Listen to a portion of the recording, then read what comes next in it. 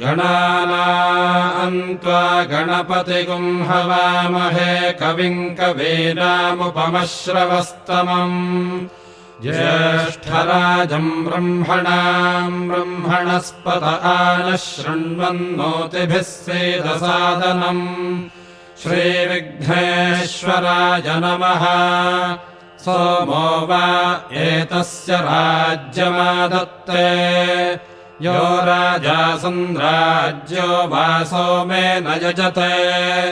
देवसुवामेतानि हवीगुंषि भवन्ति एतावन्तो वै देवानागुंसवाः तदेवास्मै सवान् प्रयच्छन्ति तदेनम् पुनः सुवन्ते राज्याय देवसो राजा भवति बहुग्वै